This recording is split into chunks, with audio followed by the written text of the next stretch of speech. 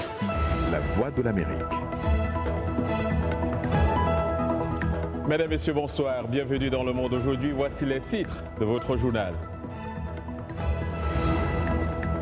Encore un drame ici aux États-Unis où une fusillade a fait 13 morts près de Los Angeles. Un homme armé a ouvert le feu dans un bar bondé de monde.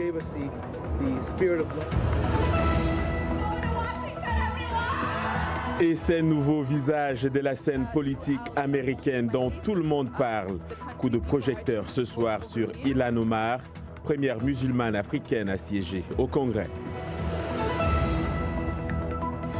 Les pays du G5 Sahel mutualisent leurs efforts dans la lutte contre le terrorisme.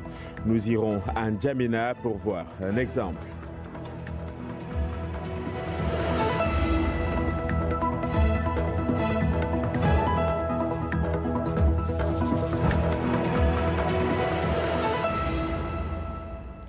Bonsoir. Des larmes, des pleurs et de nombreuses questions, toujours sans réponse ici aux États-Unis. La petite ville de Thousand Oaks, près de Los Angeles, est endeuillée par une fusillade qui a fait 13 morts, dont l'assaillant et un nombre indéterminé de blessés. Il s'agit là du deuxième massacre en une dizaine de jours après celui survenu dans une synagogue de Pittsburgh et qui a fait 11 morts. Abdourahmane Dia. Une soirée entre étudiants interrompue par des coups de feu. Une fin sanglante et tragique pour 11 d'entre eux. Des jeunes terrifiés se cachant sous des tables et appelant leurs parents au téléphone. C'était un mercredi normal. Nous étions au bar, vous savez, on s'amusait, on dansait et tout d'un coup on entend bang bang, comme des coups de feu. C'était devenu fou. On pensait que c'était une blague et on n'a pas pris ça au sérieux. C'est cette scène horrible que décrit également le shérif Jeff Dean, lui-même très ému. Il a perdu un de ses éléments dans la fusillade. Le sergent est mort à l'hôpital il y a 1 heure. Je dis simplement qu'il pourrait s'agir de terrorisme parce que ces jours-ci, nous avons plusieurs fusillades de ce genre, sans raison. Je n'ai aucune raison, de même que le FBI, de croire que dans ce cas, il y a un lien avec le terrorisme, mais c'est quelque chose que nous n'excluons pas. L'assaillant, Ian David Long, est un ancien soldat de 28 ans. Le mobile du crime n'est pas encore connu, mais les médias américains révèlent qu'il a eu des problèmes de santé mentale dans le passé. Il y a également plusieurs blessés admis dans plusieurs hôpitaux de la région. Dans un tweet ce matin, le président Donald Trump a salué le courage des policiers. La dernière fusillade aux États-Unis avait fait 11 morts dans une synagogue de Pittsburgh il y a moins de 2 semaines. Ces attaques relancent à chaque fois le débat sur les armes à feu dans le pays. Un débat qui va donc se poursuivre toujours dans l'actualité ici aux États-Unis. On n'a pas fini de parler du ministre de la Justice, Jeff Sessions, qui a démissionné hier à la demande du président Donald Trump. Ce dernier l'a remercié pour ses services et lui a souhaité bonne continuation. Les relations entre les deux hommes se sont détériorées depuis mars 2017, lorsque M. Sessions s'est recusé dans le cadre de l'enquête du procureur spécial Robert Mueller sur l'ingérence russe dans la présidentielle de 2016. Sessions, un partisan de la première heure de Donald Trump durant la campagne de 2016, a été remplacé à intérim par son chef du personnel, Matthew Whitaker. À Madagascar, le dépouillement des votes du premier tour de l'élection présidentielle se poursuit. Selon les premiers résultats très partiels publiés ce jeudi par la commission électorale, les deux frères ennemis et anciens chefs d'État, Andry Rajoelina et Marc Ravalomanana, sont au coude à coude. Hier soir, les deux hommes ont pris la parole devant leurs partisans pour se dire confiants dans leur victoire. Un second tour sera organisé le 19 décembre entre les deux candidats arrivés en tête si personne n'obtient plus de 50% des suffrages. L'ancien chef de l'État malgache, Andry Rajoelinarimampian, autant pour moi, également candidat, a lui dénoncé de nombreuses irrégularités. Le taux de participation provisoire, lui, s'établit à près de 47%. En République démocratique du Congo, 10 des 21 candidats à la présidentielle du 23 décembre prochain et plusieurs leaders de l'opposition exigent le retrait de la candidature d'Emmanuel Ramazani Shadari, le candidat de la coalition au pouvoir. Ils accusent le porte-étendard du Front présidentiel d'utiliser à des fins de propagande des biens, des finances et du personnel de l'État. Ses opposants ont fait une déclaration à Kinshasa dans laquelle ils préconisent une mobilisation générale contre ce qu'ils appellent des élections chaotiques prévues le 23 décembre avec la machine à voter et un fichier électoral corrompu. Les États-Unis ont annoncé mercredi une aide de 550 millions de dollars sur 5 ans pour soutenir le Sénégal et l'aider à relever le défi de la hausse des besoins en électricité. Une aide qui intervient dans le cadre du Millennium Challenge Corporation, un programme d'aide gouvernementale créé en 2004. Et pour parler du Sénégal, nous devrions avoir, et notamment de politique, nous devrions avoir un invité en studio à New York, Ousmane Sonko, député et figure montante du paysage politique sénégalais. Monsieur Sonko, bonsoir. Bonsoir. Merci d'être là. Vous êtes donc connu au Sénégal pour vos positions dures contre la politique économique et financière du pouvoir en place dans votre pays. Votre avis sur cette aide américaine? Nous considérons que c'est une bonne chose pour le Sénégal parce que c'est des aides qui ne sont pratiquement pas soumises à conditionnalité et qui ont permis ces dernières années, depuis le début, je crois, vers les années 2000, de faire beaucoup de réalisations, particulièrement au monde rural. Et je pense que c'est ce genre de coopération que nous souhaiterions avoir, en tout cas renforcer et multiplier parce que ça permet de faire de grands bonds en avant. Alors, vous êtes également engagé dans la lutte contre la corruption dans votre pays. Et pour changer les choses, vous dites que vous souhaitez être candidat à la prochaine présidentielle de février prochain.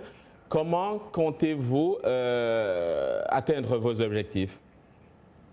Bien, vous savez, pour être candidat, c'est réglementé par la Constitution et le Code électoral. Et depuis quelque temps, il y a des conditionnalités supplémentaires, notamment le fameux parrainage dont vous avez certainement entendu parler. Et nous sommes en plein dans ce processus pour réunir le nombre de signatures qui varie entre 52 000 et 67 000 signatures à déposer au niveau du Conseil constitutionnel. Après, le reste, c'est les formalités d'usage, la caution, et nous sommes convaincus de pouvoir réunir toutes les conditions, si elles ne sont déjà totalement réunies, pour pouvoir présenter cette candidature-là au niveau du Conseil constitutionnel. Pour le reste, nous jouissons de tout ce qui est requis par la Constitution, notamment nos droits civiques, et nous sommes citoyens sénégalais. Députés à l'Assemblée nationale, nous avions déjà participé aux élections législatives, donc considérons qu'aujourd'hui, nous sommes en mesure de réunir toutes les conditions pour pouvoir déposer une candidature et la faire admettre surtout par le Conseil constitutionnel et participer aux joutes électorales en février 2019. Alors, vous parlez de joutes électorales. Le régime de Macky Sall met en avant ses réalisations, notamment sur le plan des infrastructures, et ses partisans trouvent que vous êtes assez jeune pour être président. Qu'est-ce que vous répondez à ces propos? Bon, ces deux questions, je vais répondre d'abord à la dernière. Vous savez, c'est assez ahurissant d'entendre parler de jeunesse à 43 ans. Je crois que je me trouve présentement en Amérique où un président a pu diriger à 43 ans. Et je veux nommer le président Kennedy. Et nous avons dans beaucoup de démocraties, notamment la France, où un président beaucoup plus jeune que moi est en train de diriger aux destinées de ce pays. Nous considérons que c'est des arguments assez farfelus, d'autant que sur le plan de l'expérience, nous avons fait tout ce qu'il fallait. Nous avons été hauts fonctionnaires, inspecteur principal des impôts et domaines. Nous avons servi aux plus hautes sphères de l'État pendant une quinzaine d'années. Nous avons démontré à suffisance par notre présence à l'Assemblée nationale, en tout cas depuis un an qu'on est député, que nous avions quelque chose à proposer aux Sénégalais. Nous avons continué en sortant un ouvrage Vision qui a été publié récemment et présenté aux Sénégalais dans un cadre contradictoire. Merci. Nous pensons que le débat ne peut pas se poser en ces termes. Maintenant, voilà. par rapport à... En quelques secondes. par rapport aux réalisations du président Macky Sall, je crois que c'est les Sénégalais qui devront apprécier. Voilà, merci. On va se couper, on va se séparer sur ces propos. Nous aurons l'occasion de vous avoir dans d'autres éditions dans La Voix de l'Amérique. Ousmane Sonko, je vous remercie. Donc, je rappelle que vous êtes député et figure montante du paysage politique sénégalais. Ils sont 2 hommes à avoir été tués hier soir en Guinée par des tirs de militaires. Le drame s'est produit à Ouanidara, une banlieue de Conakry, où des affrontements entre manifestants et forces de l'ordre avaient eu lieu auparavant dans la journée. Depuis le début du mois d'octobre, l'opposition multiplie les journées ville morte et les manifestations pour protester contre la violation, selon elle, par le pouvoir d'un accord conclu en août sur l'installation des élus locaux après le scrutin contesté du 4 février. Un nouveau coup porté à la presse au Cameroun, où une journaliste anglophone du nom de Mimi Mefo a été écrouée dans la nuit de mercredi à jeudi à Douala après avoir été inculpée par un tribunal militaire d'atteinte à la sûreté de l'État. Il lui est notamment reproché d'avoir relayé, tout en indiquant la source, un poste accusant l'armée camerounaise d'avoir tué le missionnaire américain Charles Truman Wesco, qui a succombé fin octobre à ses blessures après une attaque dans la province anglophone du Nord-Ouest. C'est du moins ce qu'affirme Maître Alice Nkom, responsable d'un collectif de 11 avocats qui s'est constitué pour défendre la journaliste. Lutte contre le terrorisme en Afrique. Les pays membres du G5 Sahel mutualisent leurs forces. Ils ont créé une composante police en février 2017, un instrument inédit au niveau continental et mondial dans le cadre de la lutte contre le terrorisme et la criminalité transnationale organisée dans l'espace du G5 Sahel. Ces éléments sont en formation à N'Djamena, au Tchad, sur l'initiative de l'Office des Nations Unies contre la drogue et le crime. On fait le point avec André Kodmadjinga, correspondant de VO Afrique à N'Djamena. La rencontre de N'Djamena permettra aux forces de défense et de sécurité de la composante G5 Sahel de plancher sur le cadre légal international de lutte contre le terrorisme et la criminalité transfrontalière, ainsi que le respect des droits de l'homme et la dimension genre. La réponse militaire est primordiale, mais elle doit également s'accompagner d'une réponse judiciaire pour permettre au processus d'enquête de bien se dérouler. Et c'est là qu'intervient la composante police de la force conjointe du G5 Sahel. L'espace du G5 Sahel fait face depuis plusieurs années à des défis sécuritaires qui entravent son développement socio-économique et le bien-être de ses populations. Ainsi, cette activité qui constitue la première formation de l'Office des Nations Unies contre la drogue et le crime, dans le cadre de son assistance à la composante police de la force conjointe dans la région, sera répliquée et adaptée dans les 4 autres pays du G5 Sahel. L'urgence de mener des actions conjointes et conséquentes est devenue une nécessité à laquelle aucun pays membre ne peut se soustraire. Il est fondamental qu'au terme de ces sessions de formation, le concept de la composante police soit compris de tous. D'autres participants ont souligné qu'une seule bavure peut remettre en cause la réputation de toute la composante police du G5 Sahel, d'où l'importance de cette formation. Comme nous sommes dans le cadre de la mutualisation et que nous avons beaucoup besoin de gros moyens tactiques, voire même l'utilisation de moyens modernes, ça demande vraiment beaucoup de coordination, ça demande aussi beaucoup de formation. Il ne s'agit pas d'une intervention classique, mais la composante police conjointe est à la recherche d'un mandat international à travers cette formation, car cette force est une dimension multinationale. André Kodmadjingar pour VOA Afrique, N'Djamena. Les élections de mi-mandat aux États-Unis ont fait émerger de nouveaux visages sur la scène politique et offert de grandes premières, données gagnantes face à la républicaine Jennifer Zielinski dans le Minnesota. Ilhan Omar est devenue la première musulmane américano-somalienne et réfugiée africaine au Congrès. Raïssa Gironde nous la présente. C'est une première à bien des égards. L'élu démocrate a déclaré lors de son investiture être la première femme de couleur à représenter le Minnesota au Congrès, la première femme à porter un hijab au Congrès, la première réfugiée élue au Congrès et l'une des premières femmes musulmanes élues. À 36 ans, cette américano-somalienne musulmane a été élue dans le Minnesota où elle succède à Keith Ellison, qui avait lui-même été le premier élu noir et musulman au Congrès. Elle a remporté le siège dans l'État où elle s'était réfugiée adolescente après avoir fui la guerre civile en Somalie. À travers le pays, les gens ont choisi l'espoir plutôt que la peur et l'unité plutôt que la division. Cette mère de 3 enfants défend l'augmentation du salaire minimum, la sécurité sociale pour tous, l'éducation gratuite et souhaite une réforme du système judiciaire.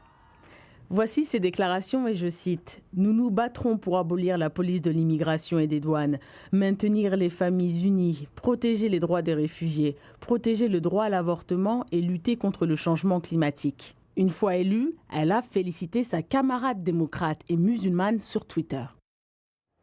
Vous regardez Le Monde aujourd'hui en direct de Washington.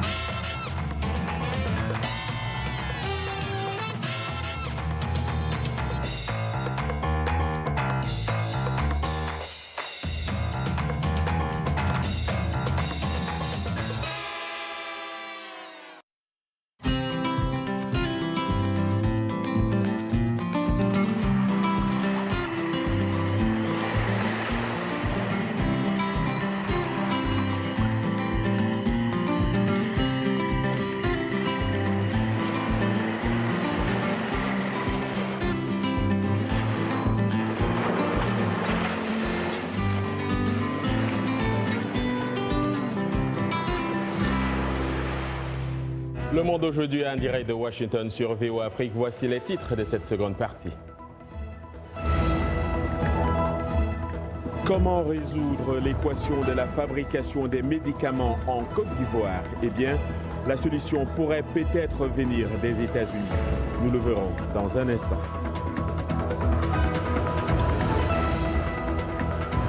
Dans ce journal, nous parlerons des adoptions. Claire Morin-Gibourg s'est intéressée aux enfants noirs adoptés par des familles blanches. En sport, le PSG dénonce une initiative personnelle dans l'affaire du fichage ethnique. Yacouba Ouedraogo sera là pour les détails.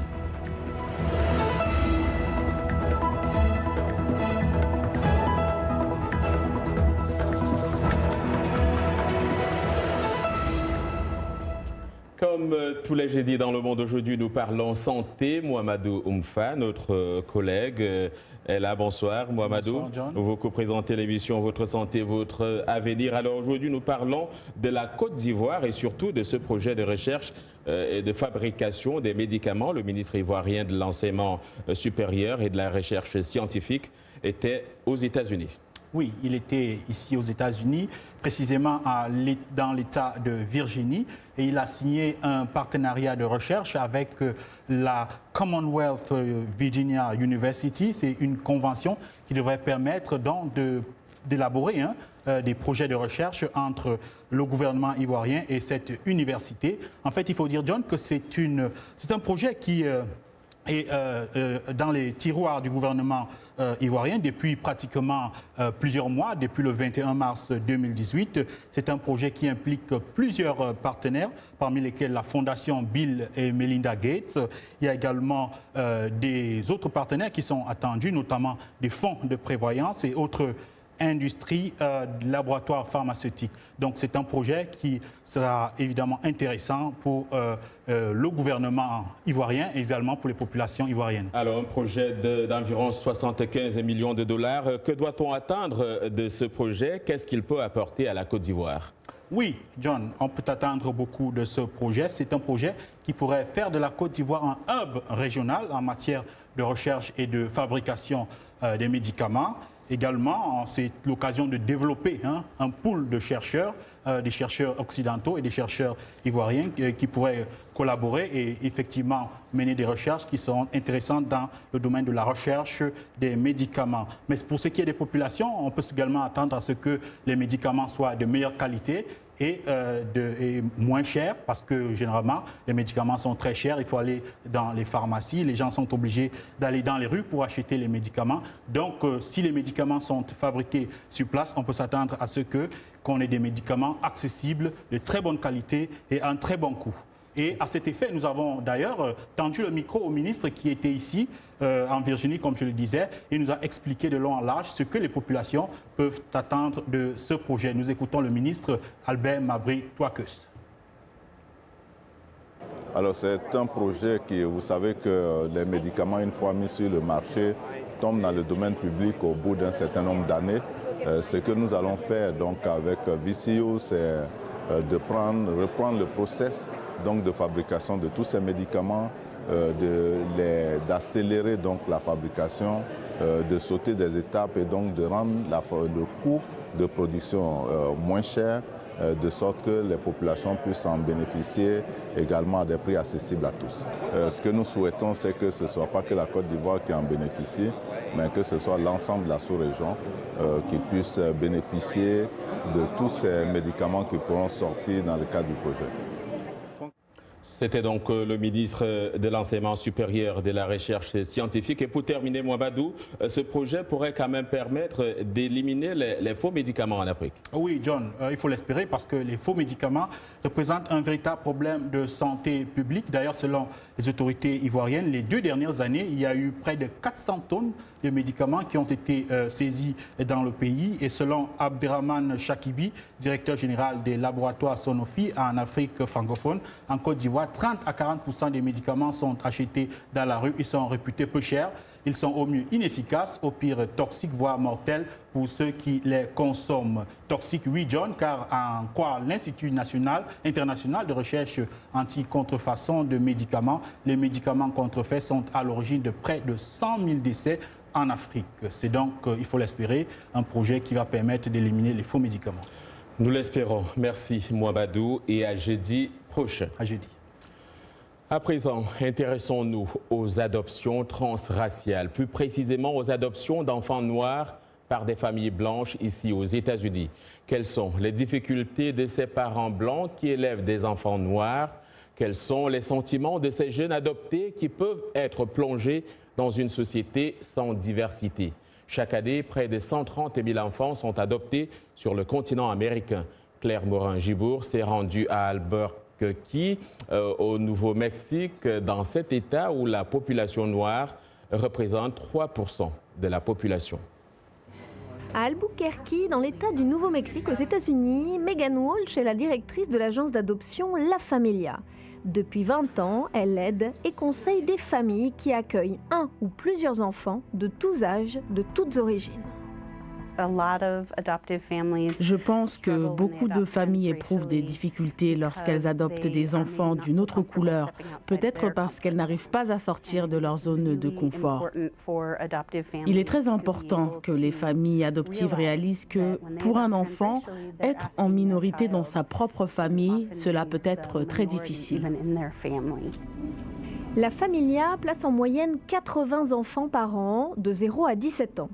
Une adoption sur 3 est ce qu'on appelle interraciale, c'est-à-dire que les enfants ne partagent pas la même origine ethnique que celle de leur famille adoptive. Pour beaucoup de parents, au début, cela n'a aucune importance. J'ai choisi de m'adresser aux services sociaux pour adopter. Quand vous vous rendez à l'hôpital, vous ne connaissez que le prénom de cet enfant. Vous ne savez rien, mais vous êtes émerveillé de rencontrer votre enfant.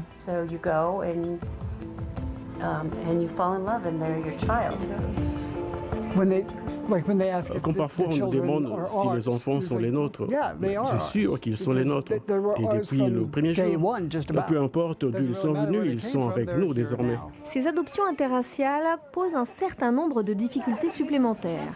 Dès le plus jeune âge, les enfants doivent apprendre la différence au sein de leur famille, comme aux yeux du monde extérieur.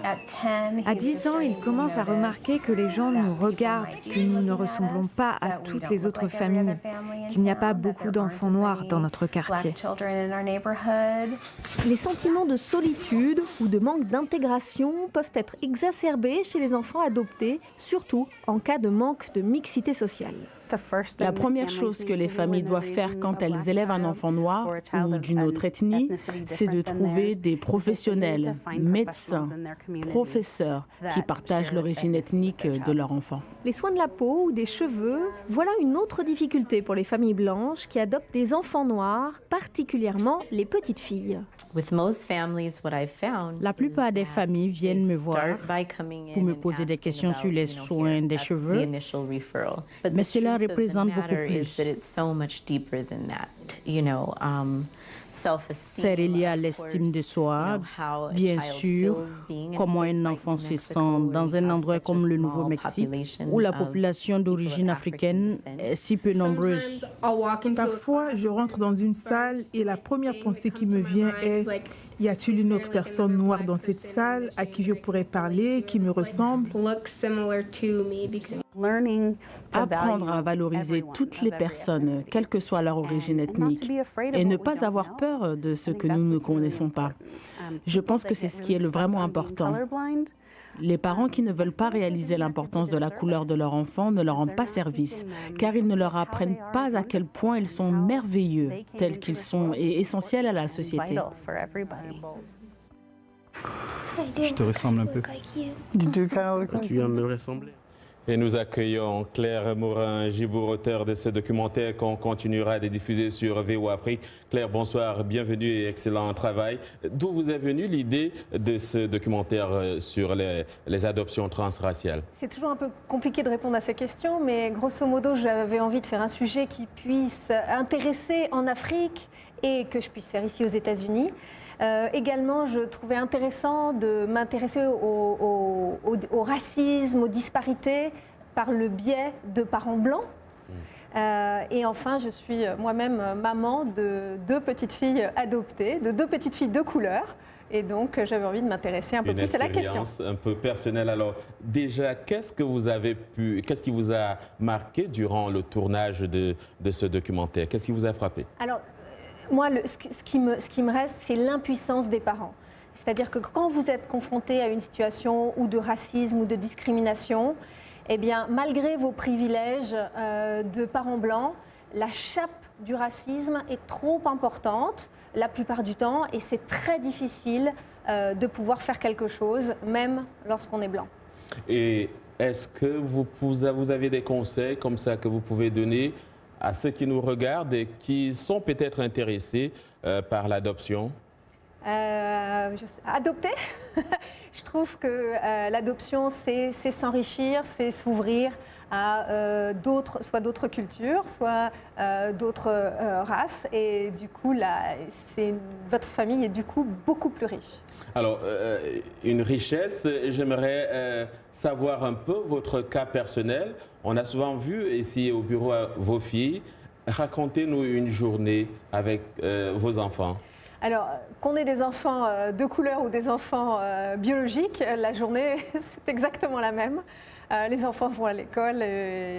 Ce qui change, c'est le regard des gens dans la rue. C'est-à-dire qu'évidemment, vous ne pouvez pas vous faire vos courses, vous ne pouvez pas vous attirer l'attention. Et puis parfois aussi, on vous interpelle. Et ici, je suis fréquemment interpellée par des gens noirs qui ont un air très sérieux et espèrent que je vais pouvoir transmettre toute la culture afro-américaine, à notamment ma petite fille qui est noire. Merci Claire et au revoir. Au revoir John. C'est la fin de ce journal. Merci à toute l'équipe qui l'a préparé et à vous de l'avoir suivi. Demain est un autre jour. D'ici là, excellente soirée à toutes et à tous.